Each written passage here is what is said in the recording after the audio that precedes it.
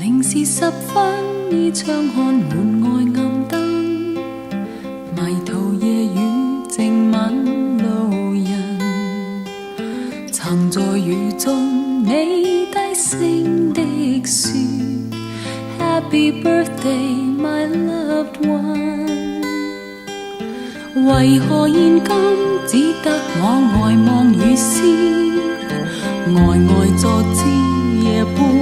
已是，拿着兩杯凍的香檳說 Happy birthday to me， 綿綿夜雨無言淚珠，陪我慶祝今次生